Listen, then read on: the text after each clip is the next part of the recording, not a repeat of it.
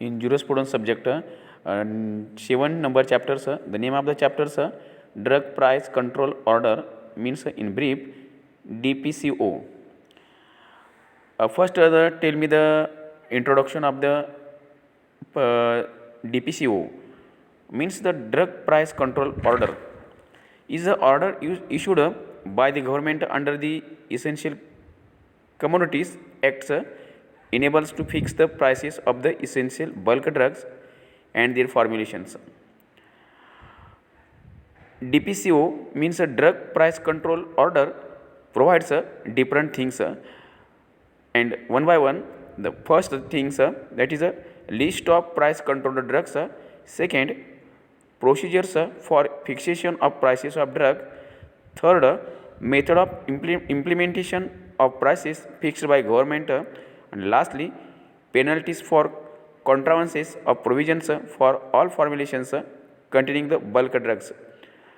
This is the DPCO provides different things to the peoples. Okay, one by one. Then objectives of DPCO in brief, main four objectives.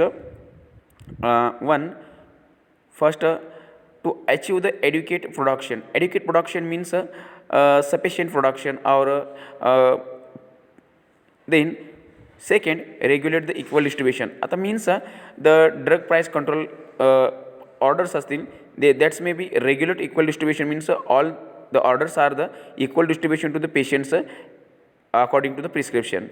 Third, to maintain and increase the supply of bulk drugs and formulations, means bulk drugs and formulations maintain and increase the supply, that is to constant or regular supplement of the people's. Okay, and fourth, to make this available at fair prices, means to regularly checking prices may be well or fair, that's may be regularly checkings. This is the main objective of the DPCO. Then exact definition of the DPCO means a drug price control order is the main definition. Bulk drugs. What is meant by the bulk drug? Bulk drug means any pharmaceutical, chemical, biological, or plant product, including its salts, esters, stereoisomers, derivatives, conforming to pharmacopoeial or other standards specified in the second schedule to the Drugs and Cosmetics Acts 1914, and which is used such as the ingredients in any formulation. This is the definition of the bulk drugs. But brief, bulk drug means the pharmaceutical, chemical, biological, or plant product, including salts, esters, and stereoisomers and derivatives to the pharmacopoeial standards. This is the main definition of DPCO. Then these are the different things, means different definitions according to the DPCO. First, capital employed. What is meant by capital employed? Means capital employed means net fixed assets plus working capital of the manufacturer in the relation to the manufacture of bulk drugs. Means first term, that is the capital employed. Capital employed means in a brief, net or total fixed aspect plus working capital manufacture is called as capital employed.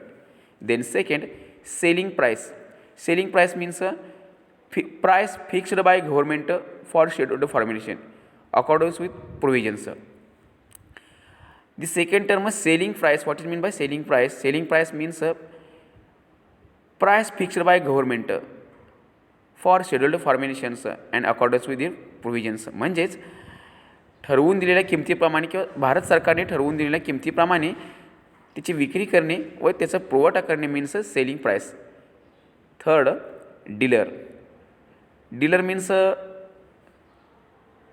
Supplement करणार असतील, मालाचं वाहतूक करणार असतील, माल पाठवणार असतील. Dealer means the persons on the business of purchases. Means अशी व्यक्ती, पर्सन्स मीन्स व्यक्ती, persons businesses of purchases. Means अशी व्यक्ती की तो परचेस करतो आणि त्याचा तो व्यवसाय म्हणजे dealer. Or sale of drugs, whether the wholesaler, retailer.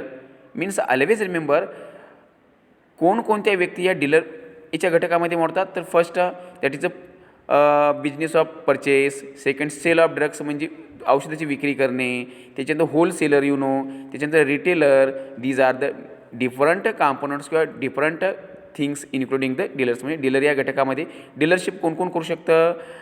Purchase business of purchase, sale of drugs, wholesaler आणि रिटेलर हे डीलर करू शकतं. Okay. Then distributor, second definition the distributor. Distributor म्हणजे वितरण करणार असेल. Means distributor of drugs or his agent or stockist appointed by the manufacturer. Simple language किंवा in brief आपण याच्यामध्ये असं बोलू शकतो की डिस्ट्रीब्युटर म्हणजे कोण, तर डिस्ट्रीब्युशन ऑफ ड्रग म्हणजे ड्रगचं किंवा औषधाचं वितरण करणारा घटक म्हणजेच डिस्ट्रीब्युशन. किंवा हिज एजंट किंवा त्याचा घटक असेल, किंवा stockist appointed by the manufacture means manufacture म्हणजे निर्मिती करणाऱ्याने नेमलेले ग्राहक असतील. Okay. Then these are the different definition or different term related to the DPCO. Then drug includes means the different drugs or the family different types of drugs. Drugs means all medicines for internal or external use of human beings or animals, and all substances intended to be used for diagnosis, treatment, migration or prevention of any diseases or disorders in human beings or animals, including preparations. Okay. Means always remember what is mean by drugs. Means ड्रगमध्ये काय काय include आहे, कोणाकोणाचा समावेश असेल. तर all medicines म्हणजे सर्व प्रकारची औषधं असतील for internal or external use म्हणजे बाहेरच्या गोष्टीसाठी आपण वापरणार असेल किंवा आतील भागासाठी, तर ते कोणाकोणासाठी आपण वापरतो. ह्युमन बिंग्स म्हणजे मानवाकरिता, प्राण्याकरिता किंवा इतर पदार्थाकरिता वापरत असेल. आणि त्याचा वापर आपण कशासाठी करतो आहे, डायग्नोसिस मीन्स निदान करणे, ट्रीटमेंट म्हणजे उपचार करणे, प्रिव्हेन्शन म्हणजे हे करणे, टाळणे, diseases or disorders of human बिंग्स म्हणजे मानवाला होणारे वेगवेगळे आजाराचं निदान करून त्याच्यावरती उपचार करून त्यांना टाळणे. बरं, उदाहरण बघू. Including preparation of applied human body are purpose the repelling the insect like moss. म्हणजे फॉर एक्झाम्पल इन ब्रीफमध्ये थोडक्यात आपण एक उदाहरण देतो आहे की डिफरंट किंवा वेगवेगळ्या प्रकारचे औषधं आपण मानवाकरिता किंवा प्राण्यासाठी वापरतो आहे. तर तर मानवाबद्दल आपण वापरणारी उदाहरण बघतो की समजा क्रीम्स असतील, ऑइंटमेंट्स असतील, एनी टॅब्लेट्स असतील, डोसेज फॉर्म्स असतील. आता प्राण्यासाठी वापरले त्यांनी एक उदाहरण दिले, ते म्हणजे insect like mosquito. Insect repelling म्हणजे तुम्ही बघता की मॉस्किटो मीन्स मलेरिया वगैरे हे आजार टाळण्यासाठी आपण त्या मच्छरांना रिपेलेंट करणारे घटक वापरतो आहे. Second, bulk drugs and formulations. ड्रगमध्ये आणखी कुठला घटक येतो आहे, bulk drugs and formulation. Bulk drugs येऊन होतो, बल्क म्हणजे प्लेंटी ऑफ ड्रग्स असतील and formulations. Then form means drugs are found in different forms of drugs. Form means specified in second scheduled means according to the second schedules they may be specification. Okay. Then formulation means medicine processed out or containing without any use of one or more bulk drugs or drugs with pharmaceutical aids for internal or external use for the diagnosis, treatment, mitigation, prevention of diseases in human beings but shall not include. आता हे बघा, फॉर्म्युलेशनमध्ये आपण काय बघतोय, define the formulation. Formulation means medicine process out. Means कोणती आपण medicine process पार पाडत असताना आपण काय करतो, त्याच्यामध्ये continue without any use of one or more bulk drugs. Means formulation आपण करताना एक प्रिकॉशन घेतो आहे की त्याच्यामध्ये एक किंवा एकापेक्षा ड्रग्सचा आपण वापर न करता त्यांना सिंगल डोसेस फॉर्ममध्ये आपण वापरतो किंवा with pharmaceutical aids or internal and external use or म्हणजे एक्सटर्नल आणि इंटरनल बॉडी केअरला अप्लाय करण्यासाठी आपण हे वापरतो आहे. किंवा डायग्नोसिस म्हणजे रोगाचं निदान करणं, ट्रीटमेंट म्हणजे उपचार करणं, ह्या वेगवेगळ्या घटकासाठी आपण वापर करतो आहे. Then any medicines including any bona fide Ayurvedic. आता मीन्स एनी मेडिसिन इन्क्लुडेड म्हणजे कोणतेही औषध असेल, that is any bona fide Ayurvedic means including Siddha और Unani system. The different medicine systems, Unani systems, Siddha systems, त्याच्यानंतर येऊ द फार्माकोकियल सिस्टीम्स असतील, फार्माकोग्नोस्टिक असतील, फार्माकोलॉजिकल असतील, वेगवेगळे सिस्टीम्स असतील. Then you know the different terms, that is a import and export. Export means import means आयात करणे, export means निर्यात करणे. ओके बा, this is the different things. It is not important, पण local taxes, then local taxes term आहे. Local taxes means you know the सगळ्यांना माहिती आहे की लोकल टॅक्सेस म्हणजे काय, स्थानिक कर किंवा स्थानिक आकारणे असेल. जसं फॉर एक्झाम्पल आपण बघतो की नगरपालिका असेल किंवा कर्मचारी नगरपालिकेचे काही दुकानं असतील किंवा गाड्या असतील, त्याचा आपण जो कर आकारतो तो that is a local taxes. किंवा टॅबलेट किंवा अँटीबायोटिकवरच्या असणाऱ्या दरांची आकारणे असेल. वाचूया की लोकल टॅक्सेस मीन्स काय. Means local tax means any tax or paid or payable to central government or state government.